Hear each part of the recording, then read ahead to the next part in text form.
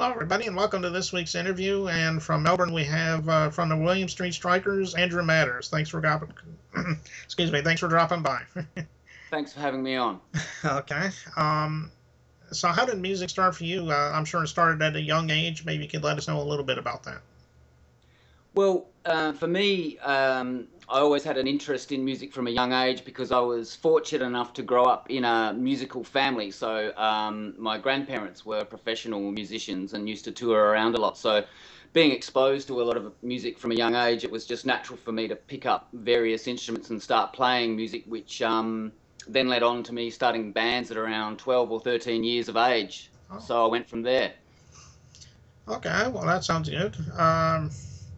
As far as your influences go, do you have any personal influences in your life that inspired you to become a musician? I think a lot of my influences probably come from early American blues music, more of Southern blues music, which is obviously where most rock and roll and music sort of spawned from. So I got my base there and then moved through the 20th century. So I don't have anything specific. I just listen to anything that I like and piques my interest and is good and just have got my influences that way. Okay, so you're saying like B.B. King, for example. Yes, BB King, Billie Holiday, Howlin' Wolf, Etta James, right up through all of that sort of stuff. Yeah. Yeah, all those are good musicians. Let me see. Do you have any albums that are out? Are you getting ready to come out with an album? Maybe you can let us know about those. Yes, we are about to put out our fifth release and our second full-length album, which is probably going to be coming out, I would say, all things going well in the next, 6 or 7 weeks. It's been quite a long process, this one, because we've done an album a year for the last sort of 5 or so years. So this one we didn't want to rush, and we've just sort of taken our time. So we're just finishing off the new clip and finalizing all the mixes and getting everything ready, and then we'll put it out. Okay, so when do you estimate that album could be coming out?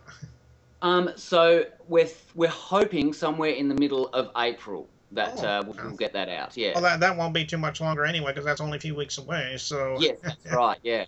yeah, well, good luck to you on that. And I assume you would find that at the usual places like Amazon and iTunes and stuff like that. Yeah, it'll be on all of those places and on our sites, and yeah, we'll put it all up on the usual places, CD Baby and all of the distribution places, so we can get it all around this little blue ball, which is quite convenient. Okay, well that's good. And I'm sure that